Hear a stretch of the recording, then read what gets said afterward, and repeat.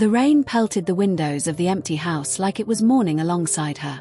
Amelia stood by the upstairs window of her late father's estate, one hand resting on the curve of her stomach. 6 months pregnant and completely alone.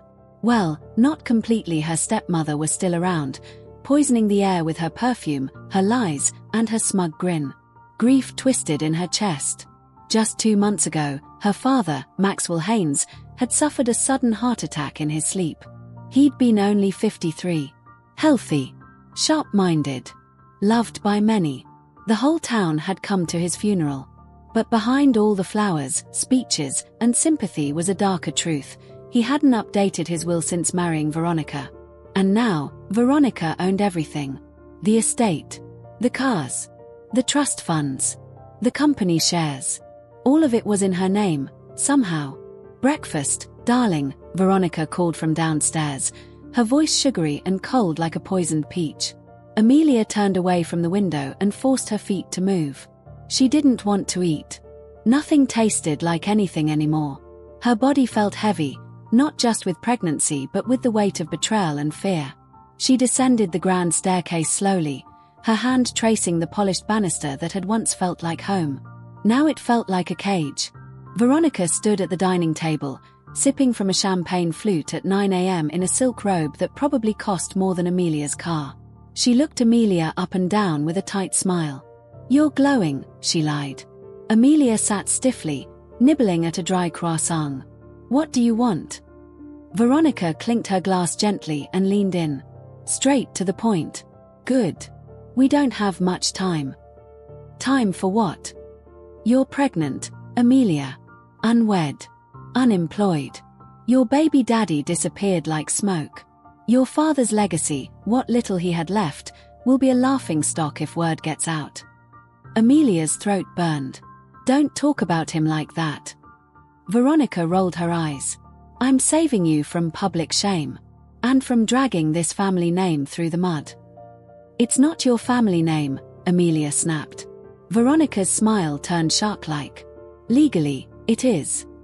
Amelia's hand clenched under the table. "Luckily," Veronica continued, "I've found a solution." She slid a glossy envelope across the table. Amelia hesitated, then opened it. Inside was a marriage license. Her name was already typed in. The other name read, Liam Cross.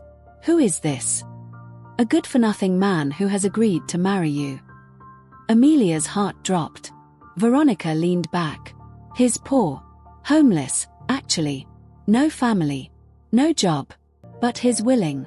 And for someone in your situation, he's your best chance at not being completely ostracized." Amelia stared at her.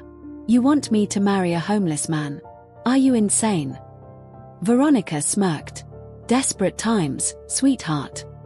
You just want to get rid of me." "You're damn right I do." For a long second, neither woman spoke. The house was silent except for the rain tapping the glass. Then Amelia stood, trembling. "I'd rather live on the street." "You already are," Veronica said sweetly. "Unless you want to go to court and try to prove I forged documents. Good luck. Your father's lawyer works for me now. And as for custody of your baby," her eyes flickered downward, "you really want to fight that battle pregnant and penniless?" Amelia's stomach twisted. This wasn't a choice. It was a threat dressed as an offer. 2 days later, Amelia stood in the courthouse hallway in a thrift store dress and sandals that pinched her feet. The hallway smelled of bleach and despair. She hadn't met Liam yet. Veronica had insisted it was best to keep things simple. A door creaked open. A tall figure stepped out. He was not what she expected. Tall, broad-shouldered, messy dark hair tucked under a faded hoodie, hands tucked into ripped jeans. But his eyes, those eyes were intense. Green, sharp, observant. Liam Cross. He walked toward her slowly, nodding once. "Amelia." She hesitated. "Yeah." He looked her over, no smirk, no judgment. Just a long, unreadable stare. "I'm Liam." "I figured." There was an awkward silence. "You ready?" he asked, gesturing toward the clerk's office. "Do I look ready?" He half smiled. Just barely. No. They walked inside and signed the paperwork like strangers performing a scene in a bad play. No ring. No kiss. No vows. Just ink on paper. A transaction. Veronica watched from the hallway, sunglasses on like it was a fashion event. That night, the motel room smelled like mildew. A single bed. No TV. Bare walls. Amelia sat on the edge of the bed, exhausted, numb. She had no suitcase, no clothes except what she was wearing. Liam dropped a brown paper bag beside her. Food. I'm not hungry. I figured. He sat on the floor, leaned against the wall. You can take the bed. I'll sleep here. She looked at him, surprised. Why are you doing this? He shrugged. You needed someone. She studied him in the dim light. Are you really homeless? He didn't answer. Instead, he pulled a folded blanket from his backpack and lay down quietly. That night, Amelia cried herself to sleep. Liam listened silently, eyes open in the dark. A week later, they moved into a rundown trailer on the edge of town. No air conditioning. Flickering lights. But it was theirs, at least for now. Liam found odd jobs, washing dishes at a diner, unloading boxes at a warehouse, fixing tires. Amelia stayed home, resting, growing heavier with each passing day. But Liam was odd. He read philosophy books. He repaired broken electronics with ease. He spoke with perfect grammar. Once, she saw him correct a lawyer's Latin phrase during an argument outside the courthouse. And he always watched, observed, calculated. One night, Amelia sat on the porch, fanning herself. Liam handed her a cold bottle of juice. I called your OB clinic, he said. She blinked. Why? They weren't returning your calls. I made sure they do now. Why would they listen to you? He looked away. I have a certain tone. Who are you? Liam smiled faintly. Just a guy who knows how to ask nicely.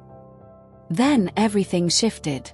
One morning, Amelia woke up to find Veronica sitting outside their trailer, in a black luxury SUV with tinted windows and fake concern painted on her face.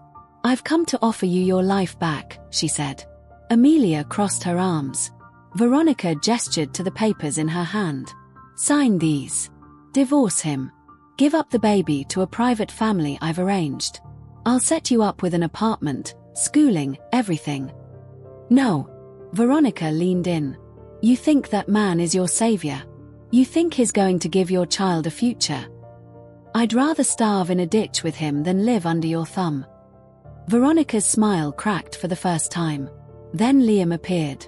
He stepped between them, calm, controlled. You need to leave. And who are you two?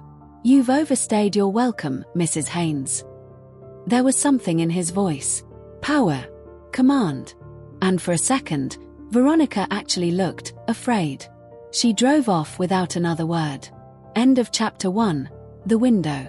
That night, Amelia stood by the window again, just like she had in her father's house. Except this time, she wasn't mourning. She was watching Liam, crouched in the yard, fixing an old generator with a flashlight between his teeth. Something about him didn't fit. And for the first time, she wondered. What if he's not who he says he is? Behind her, Liam spoke softly. As she lay in bed later, she heard him whisper from the window. Just a little longer. Then we take it all back.